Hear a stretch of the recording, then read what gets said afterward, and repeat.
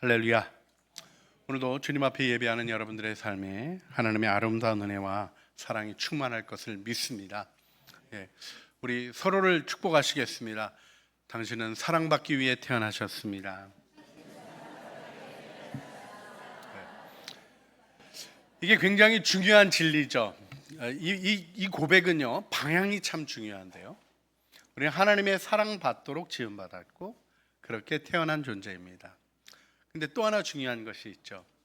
우리가 그렇게 고백하면서 내가 당신이 사랑받기 위하여 창조된 존재임을 나의 사랑의 섬김을 통하여 잘 세워가겠습니다는 믿음의 고백이 들어있는 것이죠.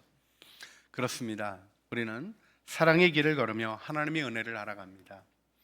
남에게 대접받고자 하는 대로 너희도 남을 대접하라 하신 예수님의 말씀을 우리가 황금률이라고 합니다. 근데 그 황금률의 핵심은 바로 사랑인 것이죠. 자기의 욕심대로, 자기가 하고 싶은 대로 내가 목적한 바를 이루면 행복해지리라는 만몬의 거짓말에 속지 아니하고 여러분들이 주님을 사랑하는 은혜를 얻게 되셨습니다. 할렐루야.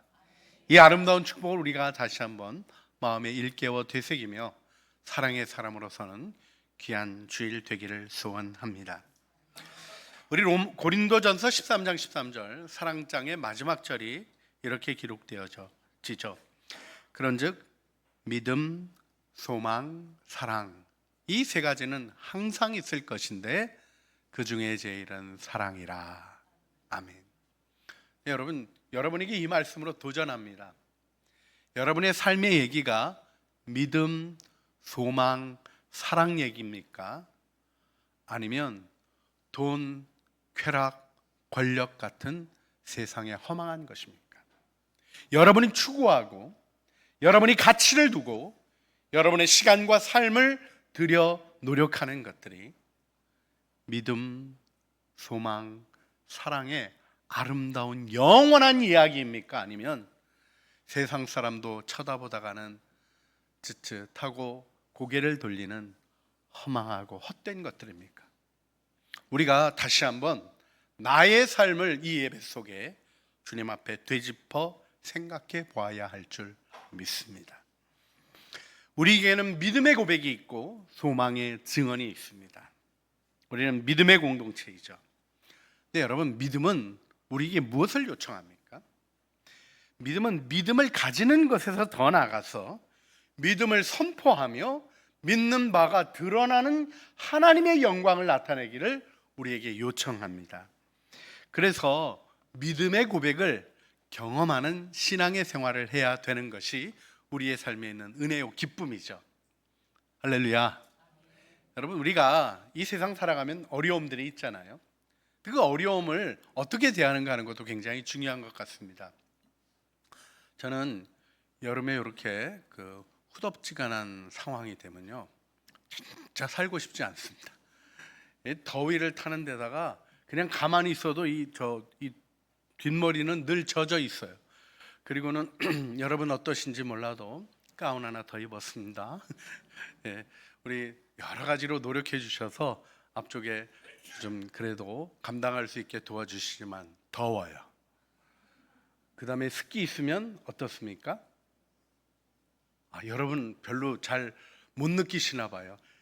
짜증이라는 게 납니다. 근데요, 짜증 난다고 짜증 내면 어떻게 되나요? 해보신 모든 분이 아는 것처럼 왜 그랬을까 하는 후회로 들어갈 일들이 우리 앞에 벌어집니다. 우리가 이 일들 속에 한 세 종류의 사람이 있다는 얘기를 듣습니다. 이 퀴터라고 이제 표현을 하던데요, 문제가 생기면 도망가는 사람이 있어요. 더위 오면 휴가 가는 거죠. 여행으로 도망가는 거죠. 근데 좀 어떤 일이 일어납니까? 여행 갔다 돌아올 때 더 무서운 무더위가 기다리고 있는 걸 가끔 경험하게 됩니다. 좋은 여행 계획하시는데 제가 괜히 초치는 것 같은 얘기를 해서 조금 죄송한 마음이 있습니다. 그런데요, 도망가는 걸로 해결되냐? 그렇진 않죠. 그런가 하면 챔버형이라고 부르는 사람이 있습니다.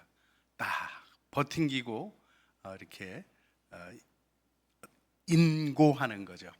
여러분 인동초의 아름다운 얘기도 알고 있습니다만 인동초의 핵심은 견뎌냈다가 아니라요 꽃 피우는 데 있는 거 아닌가요? 견뎌내기만 한 사람에게 있는 중요한 특징은 뭐냐면요, 자기가 겪어온 어려운 시간들에 대한 일을 다른 사람에게서 보상받기 원하는 마음으로 바뀌어지는 자기의 태도를 깨닫지 못하는 망가진 모습으로 이루어지게 됩니다. 그런가 하면 클라임버라고 부르는 이 극복해가는 사람들이 있어요. 여러분, 극복해가는 일은 하나님이 주신 은혜가 필요해요. 우리 옛날에 IQ 좋아야 뭐 공부 잘한다는 얘기했는데 공부 잘하는 애가 삶을 잘 사는 것도 아니더라고요. 한동안 또 EQ 얘기했습니다. Emotional Quotient. 이런 게 필요하다는 얘기하면서 뭐 이런저런 얘기했습니다. 영성이 중요하다 그래서 Spiritual Quotient도 얘기했는데요. 여러분, Spiritual Quotient의 정말 핵심적인 부분이 뭡니까? 요즘 일반 사회에서 삶의 커뮤니케이션 이런 거 연구하는 폴 스피츠 박사 같은 경우에 이렇게 연구 보고한 것을 보게 되면 어떤 얘기를 하냐면, 우리에게 정말 중요한 거는 우리에게 있는 지수 중에 고통 극복 지수가 중요하다는 거예요. 극복해내는 것이 이겨내는 영광이 필요한 것이죠. 여러분, 우리 옆에 있는 분들을 예수의 이름으로 축복해 주시길 바랍니다. 모든 고통을 이기시고 영광스럽게 서실 것을 믿습니다. 고백해 주세요.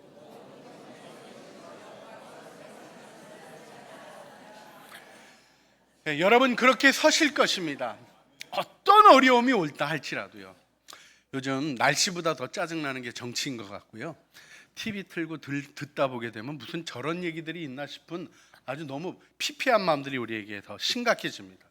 하지만요, 우리는 그 마음에 지는 사람이 아니라 그럼에도 불구하고 이 민족을 붙드신 하나님의 은혜를 증언하는 믿음의 증언으로 서야 할 줄 믿습니다. 그래서 우리에게 믿음의 표현들이 필요하죠.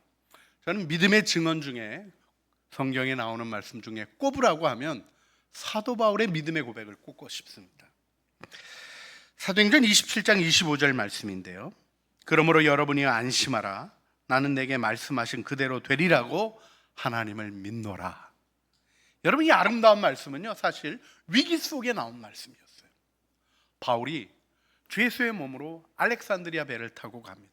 이 배 가면 안 된다고 그렇게 얘기를 해줘도, 본인이 여행을 많이 했던 사람이라 겨울바다가 위험하다는 얘기를 그렇게 해줘도 선장과 선주는 알렉산드리아 쪽에서 밀을 실어 나르는 이익에만 마음이 빠져서 배를 움직입니다.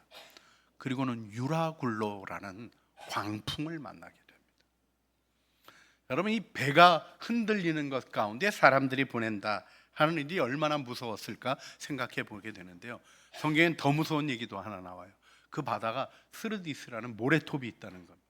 그 모래톱에 걸리면 앞으로 가지도 못하고 뒤로 가지도 못하고 거기서 꼼짝 못한 채 죽을 수밖에 없는 그런 위기가 있는 바다에서 풍랑을 만난 것입니다.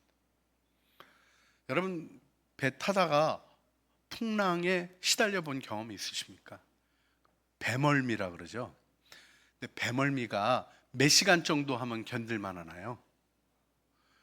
제가 철없을 시절에 무서운 줄도 모르고 부산에서 제주 가는 배를 탔는데, 그때는 더 용감했습니다. 이렇게 그때는 나룻배 같은 것도 움직여가서 80년도에 애들이랑 우리 돈도 없는데 저거 타자 그랬더니 저 동료 신학교 학생들이 저거 너무 위험해서 한다고 믿음이 없더라고요. 그래가지고는 저 페리를 탔어요. 근데 그 페리가 이렇게 작은 페리가 있고 큰 페리가 있는데 작은 페리가 움직였었어요. 근데 파도가 3m짜리가 있는 거예요. 올라갔다 내려갔다 올라갔다 내려갔다.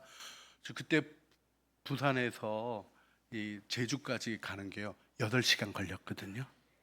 제가 어떻게 됐겠습니까? 그 다음부터는 배 타는 게 너무 무섭습니다. 그래서 우리 교인들이 독도 가자 그랬을 때 제가 보니까 겨울바다예요.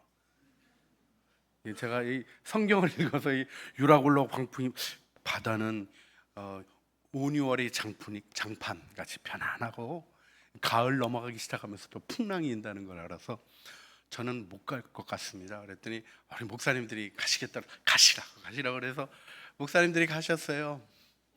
독도 구경도 못 하시고 풍랑에 시달리다 돌아오셨는데 얼마나 힘드셨는지 돌아오셔도 그때 욥기 묵상하면서 말씀 전했는데 제가 아직도 잊지 못해요. 그때 우리 목사님들이 욥기 설교하셨던 게 정말 깊이 있었습니다. 너무 괴로웠기 때문이죠. 여러분, 괴로움이라는 걸 경험하는 거에 있어서 우리의 상상을 초월하는 게 있습니다. 하루만 배가 흔들린다 할지라도 우리 중에 견딜 사람이 누구겠습니까? 그런데 이 알렉산드리아 배는 14일 동안 풍랑에 표류합니다. 이건 견딜 수 없는 이야기에 관한 거예요. 그래서 말씀을 자세히 보게 되면 14일 동안 아무도 음식을 먹지 못했습니다. 다 기진해서 죽을 지경이 되었어요. 이 배 사공들도 배 기구들을 다 내버렸고 살 소망이 없어졌다는 이야기가 나옵니다. 사도행전 27장 20절 말씀이죠. 여러 날 동안 해도 별도 보이지 아니하고 큰 풍랑이 그대로 있음에 구원의 여망마저 없어졌더라. 해도 별도 보이지 않을, 방향도 모르겠죠. 옛날에 무슨 내비게이션이 있었습니까? 방법이 없는 상황이 되는 거예요. 큰 풍랑은 그대로 있고 구원의 소망이 끊어져 버렸다는 기록이 나옵니다. 그런데 이때 사도 바울이 하나님의 사자로부터 그 배의 사람들이 다 목숨을 잃지 않을 거라는 약속의 말씀을 받습니다. 여러분, 바울은 믿을 수 있는데 누가 믿을 수 있겠습니까? 어떤 근거가 있습니까? 그런데 사도 바울이 믿음의 고백을 합니다. 우리 사도행전 27장 22절 보게 되면 바울이 음식을 먹을 것을 권하고 그들과 함께 나가는 일에 대한 얘기의 첫 출발을 이렇게 시작합니다. 내가 너희를 권하노니 이제는 안심하라. 너희 중에 아무도 생명에는 아무런 손상이 없겠고 오직 배뿐이리라. 여러분, 이 이야기가 배가 깨진다는 얘기잖아요. 그냥 듣는 입장에서 저게 괜찮은 얘기입니까? 무시무시한 얘기입니까? 그런데 이제는 안심하라 하는 그의 고백. 그리고 23절, 내가 속한 바 내가 섬기는 하나님의 사자가 어젯밤에 내 곁에 서서 말하되 바울아 두려워하지 말라. 내가 가이사 앞에 서야 하겠고 또 하나님께서 너와 함께 항해하는 자를 다 내게 주셨다 하셨으니. 지금 바울이 뭘 고백합니까? 자기의 사명 얘기를 해요. 여러분, 지금 풍랑이 있는 배에 선장과 선주도 이제 다 죽을 일 생겼다고 얘기하고 있고, 여기 있는 그 배 타고 있는 사람들이 유대인도 아니고요, 하나님도 모르는 사람들인데 그 사람들에게 하나님이 내가 가이사 앞에 서야 되는 사명을 이루어야 한다고 합니다. 그리고 여러분도 다 내게 붙여주셔서 살 것이라고 합니다. 이게 말이 되는 얘기입니까? 안 되는 얘기입니까? 우리는 말이 되고 세상 사람들은 말이 안 되는 얘기예요. 근데 놀라운 게 있습니다. 바울의 고백이 하나님을 믿지 않는 그들에게도 그대로 받아들여졌다는 것. 이게 믿음의 힘 아닙니까? 세상은 어쩔 수 없다, 세상의 방법이 아니고는 살아갈 수 없다라는 외침이 교회에까지 들어와 있는 이 악한 시대에 우리가 다시 한번 소망을 일으켜야 합니다. 여러분, 정치가 어렵고 날씨도 짜증이 나고 물난리는 너무나 무섭더라고요. 저도 금산에 우리 저 장례 때문에 가는데, 아니 그 고속도로 이게 국도 좀 가다가 고속도로 들어갔는데 들어가는 길이 막 물이 넘쳐가지고 바퀴가 반쯤 빠지는데, 야, 조금 있으면 여기 들어가지도 못했겠다는 마음이 들더라고요. 비가 왜 이렇게 무섭게 옵니까? 물론 우리가 살고 있는 지역은 안전은 한 것 같아요. 우리가 제일 안전한 동네에서 살고 있는 것 같습니다. 근데 우리만 안전하면 되냐고요. 이 불안하고 흔들리는 세상 가운데 경제도 어렵죠. 뭐가 어떻게 되려고 그러는지 정신도 하나도 없는 이런 세상 속에 우리들이 그냥 방치되어 있는 것 같고 위기가 몰려오는 것 같은 삶 속에 희망의 방법을 우리 스스로가 찾아갈 수 없는 시대를 우리는 살아가고 있습니다. 그러나 여러분, 하나님을 믿는 자는 하나님의 소망을 듣게 됩니다. 믿음은 그래서 믿음의 선언으로 이어지는 것입니다.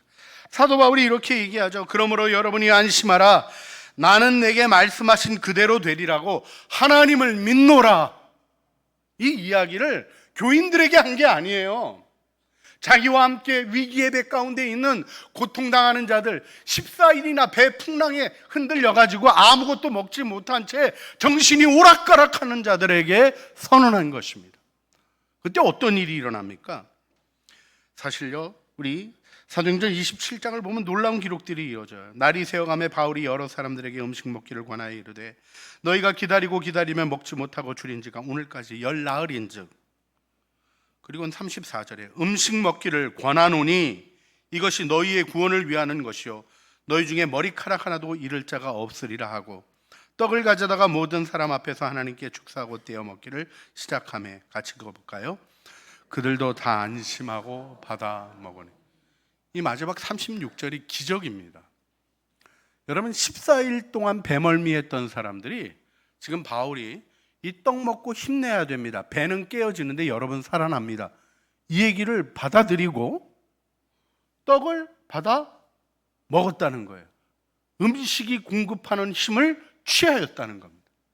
이게 믿음의 능력입니다.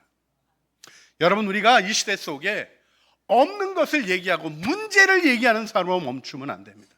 하나님으로부터 받은 비전으로 믿음을 선포하고 나가는 믿음의 용사들이 되시기를 주님의 이름으로 축복합니다. 그래서 믿음은 소망의 표현으로 이어지는 거예요.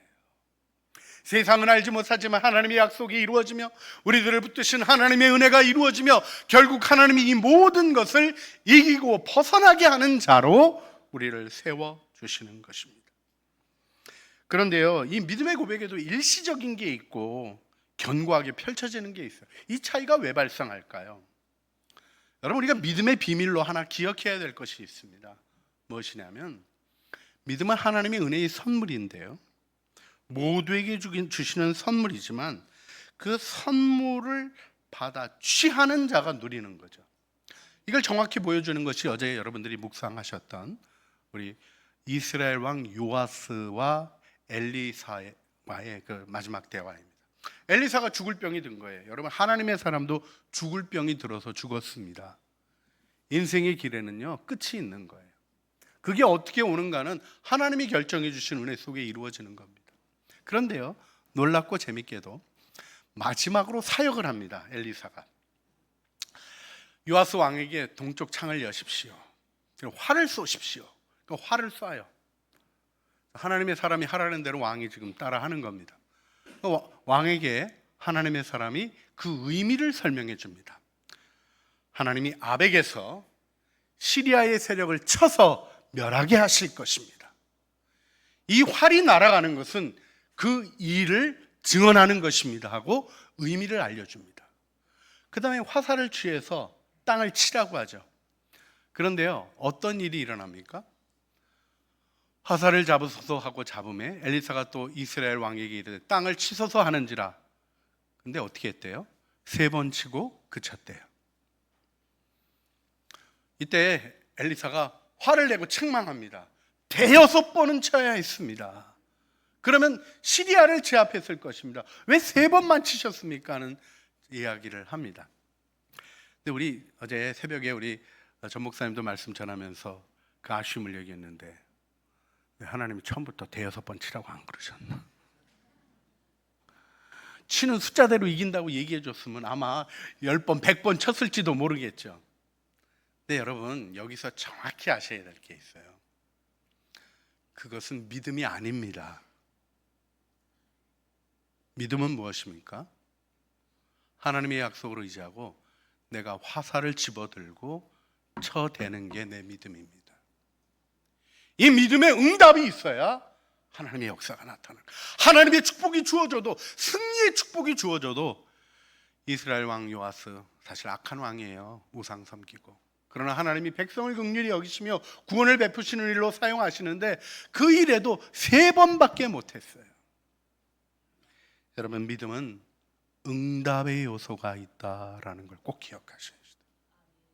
그래서 믿음을 취하고 소망의 표현으로 나가는 것입니다. 그래서 믿음의 사람은 소망을 노래하게 되어 있습니다. 할렐루야.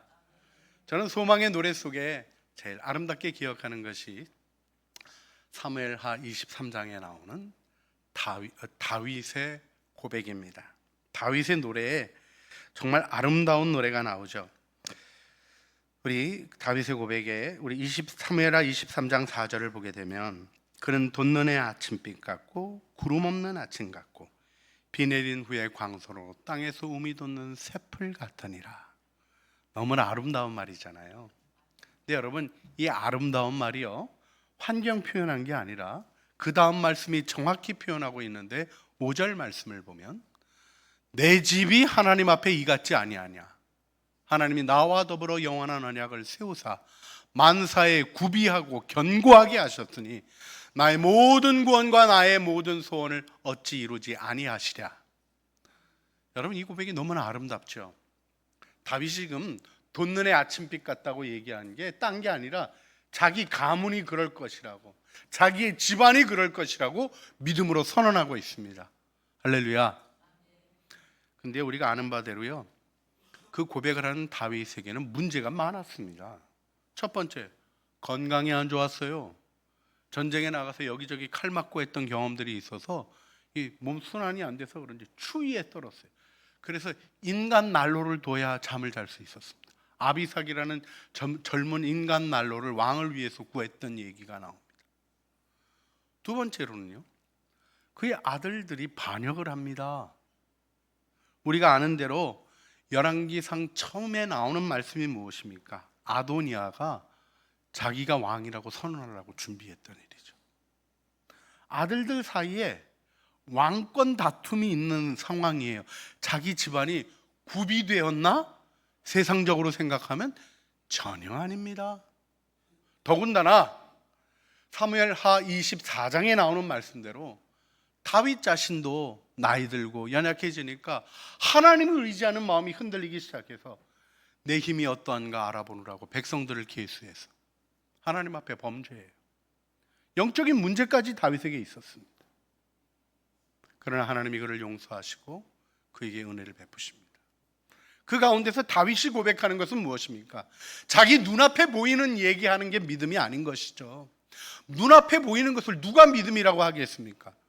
여러분, 이 시간 여러분 담임 목사가 단위에 서 있는 것을 굳게 믿으십니까? 그런 건 할 일이 아닌 거잖아요. 보이시잖아요. 그런 걸 누가 믿어요? 그러나 이 시간 이 예배에 우리 주님이 와 계신 것을 믿으십니까? 그건 사람마다 다른 거예요. 그 믿음을 가지는 사람마다, 그 하나님을 의식하는 사람마다 예배의 은혜와 주님이 주시는 은혜 속에 변화되어져 가는 축복이 다르게 드러나는 것입니다. 그렇습니다. 이 소망의 고백의 표현이 하나님의 은혜의 역사를 우리에게 만들어내는데요, 참 놀라운 것은 무엇입니까? 이 소망의 고백이 다윗의 삶에 실현이 되어집니다. 그렇게 엉망인 자녀들이 태어나도 하나님이 다윗의 등불을 끄지 아니하시고 우리 주 예수 그리스도께서 다윗의 자손으로 이 땅에 오십니다. 할렐루야. 여러분, 이 믿음의 눈이 열리시는 은혜가 이 예배 가운데 아름다운 축복으로 주어지기를 주님의 이름으로 축복합니다. 세상의 방식으로 보는 삶 속에서는 세상의 비극밖에는 예상할 수 있는 일이 없습니다. 그러나 믿음의 눈으로 바라보는 자에게는 오늘의 문제조차도 하나님의 은혜 가운데 서게 하시는 은혜를 붙들 수 있는 믿음의 용기가 생기는 것이죠. 그래서 믿음의 비밀이라는 표현이 등장하는 겁니다. 여러분, 왜 믿음이 비밀입니까? 재밌게도 이 비밀을 공개된 비밀 이렇게까지 표현하잖아요. 모두에게 다 알려준 비밀이래요. 아니, 모두에게 다 알려주면 비밀입니까? 비밀 아닙니까? 보통 너도 알고 나도 알고 얘도 알고 쟤도 알면 그게 비밀입니까? 비밀 아닙니까? 비밀 아닌 거잖아요. 그런데 왜 비밀이라고 얘기할까요? 순종하고 경험한 자만이 알게 되는 영역이 있어서 비밀이라고 하는 거죠. 우리 신앙의 일꾼을 뽑는 일에 대해서 디모데전서 3장 9절에서 바울이 깨끗한 양심의 믿음의 비밀을 가진 자라야 할 것이다 하는 얘기를 합니다. 여러분, 하나님의 일꾼에게 필요한 건 다른 게 아니에요.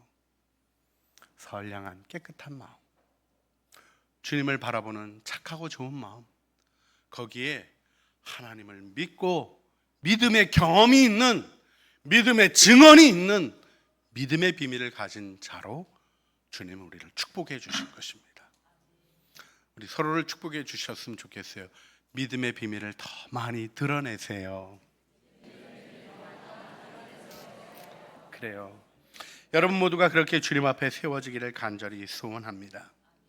자, 우리가 믿음은 소망의 증언으로 펼쳐지며 하나님의 역사를 이루어 가는데, 믿음이 역사하는 일에 대한 중요한 가르침이 성경에 나옵니다. 그것이 갈라디아서 5장 6절의 말씀이에요. 우리 갈라디아서 5장 6절을 같이 읽겠습니다. 그리스도 예수 안에서는 할례나 무할례가 효력이 없으되 사랑으로서 역사하는 믿음뿐이니라. 오직 믿음만이 의미 있는데, 그 믿음이 어떻게 보여지냐? 사랑으로 역사한다는 거예요. 여러분, 이 일이 우리 안에 있는 아름다운 현실로 주님이 주시는 능력이라고 믿습니다. 하나님을 알게 되면 믿음을 가지게 된다는 것이 성경의 가르침이에요. 근데 이 이야기가 나는 없는 것 같은데, 나는 아닌가 봐 하는 부정적인 좌절을 가지라고 주시는 말씀이 아닙니다. 여러분, 사랑은 사랑받아서 행복한가요? 사랑해서 행복한가요? 지금 저 분위기를 보통 아시잖아요. 교회 나오면 뭐 대답해야 되는지는 아시죠? 받아서 행복한 겁니까? 줘서 행복한 겁니까? 줘서 행복한 거죠. 이 딴소리 하면 안 돼요. 이거 우리 완전한 기본입니다. 예, 그런데요, 그게 진짜 여러분의 마음이 현실인가를 예배 속에 하나님 앞에서 생각해 보셔야 돼요. 그런데 여기 우리가 오늘 본문 말씀을 보면 요한일서 3장 18절, 자녀들아 우리가 말과 혀로만 사랑하지 말고 행함과 진실함으로 하자 하는 말씀이 나와요. 여러분, 말로 사랑하는 건 세상도 말로 사랑하고요, 사실 우리가 뽑아놓은 정치인들이요, 우리 위해서 한다 그래서 공복이라 그랬잖아요. 공복. 그게 배고프다는 얘기였나? 막 요즘 헷갈려요. 그런데요, 그 말로만 하는 일이 어떻게 나타나는 거 우리가 지금 보고 있습니다. 그리스도인은 그런 삶으로 부름받지 않았어요. 말과 혀의 사랑이 아니라 뭡니까? 행함과 진실함. 행함만 가지고도 안 돼요. 진실한 마음으로 행하는 일, 여러분 거기 행복이 있지 않아요? 그걸 보아가고 느껴가고 증언하는 사랑의 증인들이 되어야 되지 않습니까? 말로만 하고 해보다가 관두고, 뭐 말로만 하고 하는 것처럼 자신을 제시하고는 속은 그렇지 않고, 이것이 우리의 삶에 있는 실질적인 문제들이 아닐까요? 그런데요, 오늘 본문 말씀에 20절 말씀, 요한일서 3장 20절 말씀이 굉장히 쉽지 않은 해석을 우리에게 요청합니다. 자, 이 말씀을 제가 표준 세번역으로 읽어드립니다. 우리가 마음에 가책을 받는 일이 있을지라도 우리는 그렇게 될 것입니다. 우리는 담대할 것이라는 거예요. 하나님이 우리 마음보다 크시고 또 모든 것을 아시기 때문입니다. 행함과 진실함으로 사랑하는 일에 우리가 온전합니까? 온전하지 못합니까? 온전하지 못해요. 우리가 우리를 봐도 우리가 가책을 받을 만한 부족함이 있는 존재입니다. 맞습니까? 예, 이 일에 양심이 어두워져서 화인 맞은 상태로 가지 않으시는 게 굉장히 중요합니다. 부족함을 깨닫는 은혜가 필요해요. 그런데 왜 우리는 이 일로 담대함을 잃어버리지 않습니까? 그게 사랑의 경험 때문입니다. 예수님이 우리를 사랑하신 거잖아요. 사랑하실 때 우리가 죄진 거 알고 사랑하셨어요? 모르고 사랑하셨어요? 여러분 괜찮아지실 때 사랑해 주셨나요? 교회 잘 나오시고 신앙생활 잘 하시니까 사랑해 주셨나요? 사랑을 그렇게 생각하는 사람마다 하나님의 사랑의 위기를 겪습니다. 뭔가 괜찮을 때는 주님이 나 사랑해 주시는 것 같고, 어려울 때는 주님이 나 버리신 것 같고, 그게 성경이 말하는 하나님의 은혜에 대한 고백입니까? 아니죠. 여러분, 성경은 무엇을 증언합니까? 로마서 8장 1절 말씀. 그러므로 이제 그리스도 예수 안에 있는 자에게는 결코 정죄함이 없나니. 왜 정죄함이 없습니까? 사랑으로 용서해 주셨기 때문인 거죠. 여러분, 우리가 사랑하는 일에 전념할 수밖에 없는 것은 이미 완전하고 풍성한 사랑을 하나님으로부터 받았기 때문입니다. 그것이 구원받은 자라고 우리를 표현하는 증언의 중요한 부분입니다. 모자람 없는 사랑이 여러분에게 있는 걸 굳게 믿으십니까? 하나님의 아들을 우리를 위하여 조건 없이 주신 하나님이 여러분에게 뭘 아까워하시겠어요? 기도하고 구하고 받는 것이 우리의 삶의 축복인 것입니다. 그리고 그것으로 우리는 사랑하고 섬기며 살아가는 아름다운 기쁨을 증언하는 세상의 빛으로 소금으로, 그래서 어둠을 밝히며 맛없는 세상에 맛을 내는 존재들로 축복받은 것이죠. 우리가 요한복음 3장 16절을 알죠. 하나님이 세상을 같이 해볼까요? 하나님이 세상을 이처럼 사랑하사 독생자를 주셨으니 이는 그를 믿는 자마다 멸망하지 않고 영생을 얻게 하려 하심이라. 아멘. 이 아름답게 잘 외우는 요한복음 3장 16절에 중요한 담론, 전제가 있습니다. 무엇입니까? 우리는 멸망할 존재라는 겁니다. 예수를 믿어야 멸망하지 않는다는 얘기가 써 있는 것은 예수 믿지 않는 모든 존재들이 멸망할 존재였다는 것이죠. 우리의 죄를 우리가 알고 우리의 연약함을 우리가 알고 그래도 괜찮겠지 비교하면서 위로한다고 해결될 일이 아니라 하나님의 심판대 앞에서 사형을 명령받을 수밖에 없고 영원한 지옥의 불을 피할 수 없었던 것이 우리였죠. 그러나 은혜를 선물 받았잖아요. 할렐루야. 그래서 성경이 과격하게 얘기하는 겁니다. 사랑하지 아니하는 자는 살인하는 자다. 하나님을 알지 못하는 자다. 왜요? 하나님의 사랑을 생각할수록 우리는 이 일을 이루어가기 때문인 것입니다. 예수님이 여러분을 위해서 십자가에 죽으셨다는 복음을 여러분 지난날의 기억으로 가지고 계시면 안 되는 거예요. 오늘도 나를 사랑하시고 나를 품으시는 나의 연약함, 내가 싫은 나조차 그분의 사랑의 품에 안겨있는 모습을 보면서 비로소 우리는 용납된 자아의식이라고 표현하는 그리스도 안에서 용서된 나와 화해하는 은혜를 얻게 되는 것입니다. 그 은혜가 있을 때 우리는 사랑으로 섬겨가며 그 사랑의 섬김이 있는 곳에서 우리는 은혜와 기쁨을 발견하게 되는 것입니다. 그리고 김광식 집사님 장례가 진행되고 있습니다. 사실 마지막 순간 운명하시는 때 어떻게 딱 도착하게 돼서 하나님의 은혜 가운데 우리 찬송 하나 부르고 말씀 읽고 기도하는 중에 우리 집사님이 운명하셨어요. 우리 기도 끝나고 나니까 의사 선생님 들어오셔서 임종하셨다고 판정하시더라고요. 제가 그 순간에 하나님의 은혜를 경험했습니다. 인도해 주시는 은혜를 경험했어요. 꼭 기다리신 것 같더라고요. 하나님의 사랑과 은혜 가운데 우리가 하나님 나라의 백성으로 서게 된 것의 아름다운 은혜를 볼 수 있었습니다. 거기에 많은 사람들의 여러분들의 사랑이 있었습니다. 어제 우리 입관 예배 하는데 혹여라도 허전할까봐 혹여라도 모자랄까봐 많은 분들이 우리 윤금여 권사님도 먼저 돌아가셨고 우리 우리 김희선 성도도 이제 아직 결혼도 안 하고 혼자 있으니까 다들 살피는 마음으로 오셔서 사실 가득 앉아서 예배를 드리는데 모인 여러분들의 모습을 보면서 우리가 사랑의 공동체이구나, 많은 사랑이 있구나 이렇게 생각할 수 있었어요. 여러분, 우리에게는 사랑의 이야기들이 이어지고 있는 걸 기억하셔야 됩니다. 말을 많이 하지 않아도 보고 알게 되는 진실한 사랑의 얘기들이 우리 공동체에 흘러가고 있습니다. 마지막으로 우리 김광식 집사님이 여러분에게 부탁하셨던 말씀을 전해드리고 싶어요.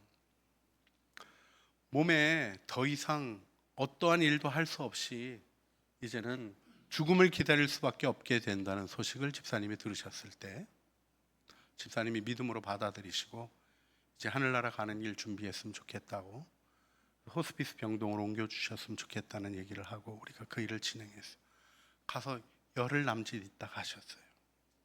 근데 가시면서 가기 전에 제가 집사님 병원에서 만나서 그때 이제 좀 그 차병원 원목실의 도움을 받아서 병실에 들어가서 좀 따로 뵙는 시간을 가졌었습니다.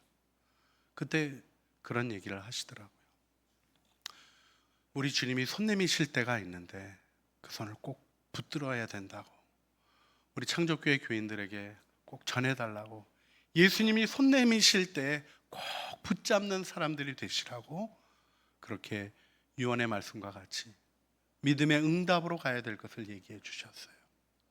여러분, 오늘도 주님의 손을 붙잡고 계십니까? 아니면 이 악물고 내 힘으로 살아가야지 하는 어리석은 삶에 머물고 계십니까? 우리 주님께 우리의 삶을 의탁하시길 바랍니다. 여러분의 삶을 여러분의 노력과 여러분의 지혜와 여러분의 힘으로 살아가는 피곤한 삶으로부터 말씀에 순종하고 주님께 의탁하는 쉬운 멍에를 메시는 아름다운 은혜 가운데 서시기를 주님의 이름으로 축원합니다. 이 시간 우리가 함께 기도했으면 좋겠습니다. 주님, 믿음을 주시옵소서 기도하기를 원합니다. 믿음에 응답하게 하소서 기도하기를 원합니다. 믿음을 일으키는 소망으로 노래하는 찬양이 우리 가정과 우리 구역과 우리 교회 안에 가득하게 하여 주시옵소서 우리 고백하기를 원합니다. 그리고 오직 사랑으로 역사하는 믿음을 증언하는 사랑의 공동체로 창조교회가 세워지게 하시고 그 일에 내가 하나님의 뜻에 순종하는 하나님의 사람, 사랑의 사람으로 서게 하여 주시옵소서. 우리 주여 한번 부르짖어 주님 앞에 기도하시겠습니다. 주여, 우리의 기도를 들으시며 우리의 기도에 응답하시는 주님, 오늘도 저희들 주님 앞에 나와 기도하며 하나님의 은혜를 구합니다. 하나님, 입을 열어 주님을 바라보는 믿음의 간구를 들어주시고, 하나님, 우리가 믿음을 따라 소망을 일으키며 믿음에 응답하여 하나님의 역사를 증언하는 믿음의 비밀을 가진 자들로서 사랑으로 역사하는 믿음을 증언하는 천국 공동체로 서게 하여 주시옵소서. 함께 드리는 기도를 받으시고 주의 선하신 뜻 이루어 주시옵소서. 사랑은 오래 참고, 사랑은 온유하며, 시기하지 아니하며, 사랑은 자랑하지 아니하며, 교만하지 아니하며, 무례히 행하지 아니하며, 자기의 유익을 구하지 아니하며, 성내지 아니하며, 악한 것을 생각하지 아니하며, 불의를 기뻐하지 아니하며, 진리와 함께 기뻐하고, 모든 것을 참으며, 모든 것을 믿으며, 모든 것을 바라며, 모든 것을 견디느니라. 주님, 우리가 이 사랑의 길 속에 이 세상 악한 세력들이 움직여가고 우리의 믿음을 위협하며 신앙의 진실함으로 살아가려고 하는 사람들을 미워하는 이 세상 속에 어려움들을 이기고 벗어나 하나님의 영광을 찬양하는 믿음의 공동체로 서게 하여 주시옵소서. 우리 주신 사명 아름답게 이루어가며 오직 사랑의 길, 대상의 유익을 추구하는 그 일에 두신 아름다운 기쁨들을 발견하고 증언하는 사랑의 증인, 믿음의 비밀을 증거하는 천국 제자들로 서게 하옵소서. 우리 구주 예수 그리스도의 이름으로 기도합니다. 아멘.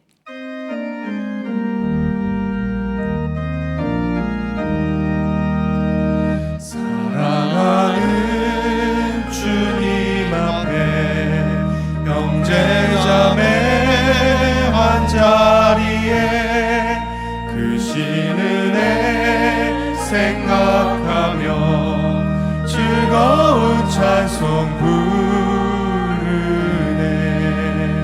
내 주 예수 본을 받아 모든 사랑 내 몸같이 환난 근심 위로하고 진심으로 사랑하세.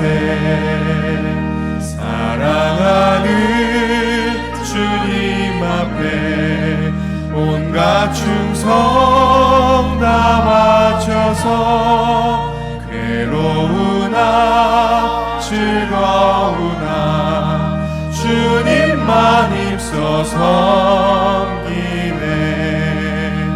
우리 주님 거룩한 손 제자들의 발을 씻어 남 섬기는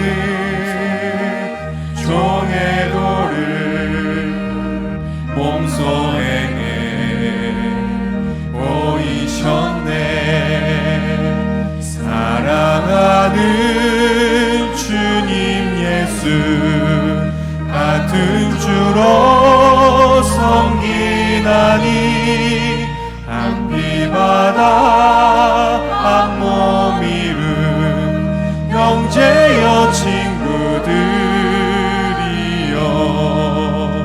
한 몸같이 친밀하고 마음으로 하나 되어 우리 주님 크신 뜻을 지성으로 준행하세. 자녀들아, 우리가 말과 혀로만 사랑하지 말고 행함과 진실함으로 하자. 이제는 우리 주 예수 그리스도의 은혜와 아버지 하나님의 사랑과 성령 하나님의 교통하심이 진실한 사랑 속에 우리의 행복을 두시고 영생의 기쁨을 축복하신 아버지의 은혜를 굳게 믿으며 사랑으로 역사하는 믿음을 증언하는 천국 제자로 서기를 소원하는 사랑하는 주의 자녀들 머리머리 위에와 은혜로 주신 가족 식구들 가운데 이제와 영원 무궁토록 함께 있어지기를 간절히 축원하옵나이다. 아멘.